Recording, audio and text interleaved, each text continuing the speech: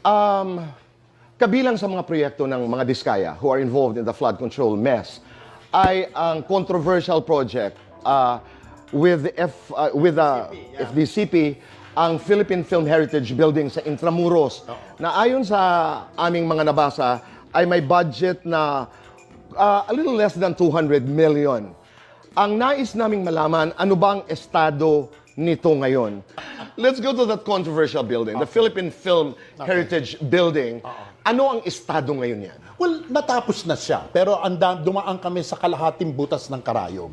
Kasi originally, nung inestimate yan, nung kontratista ni then Chairman Tirso Cruz, okay, ang binigay na presyo, 150 million to build that building.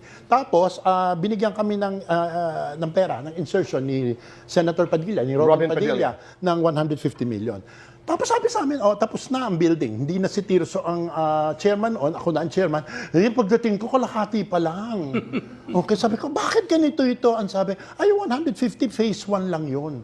Kailangan mo ng 100 million. Sabi ko, Diyos ko, saan ako kukuha ng 100 million? Kahit lumuhod ako sa lahat ng senator at congressman, saan ako kukuha ng 100 million? Mabuti na lang na nakamiting ko na ng First Lady, okay, at nabanggit ko yung problema. At ang sabi ko, kasi, sabi, sino ba na yun yan? Na-realize ko, kasi ang kontratista niyan, yung tinalo ni Vico sa Pasig.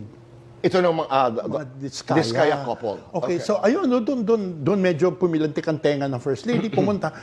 Anyway, nung pumasok si Vince Hison, okay, ni-require ng First Lady kay Vince na tapusin itong building. So right now, kumusta ang estado? Ay, tapos na. Tapos na. Oh, that's good news.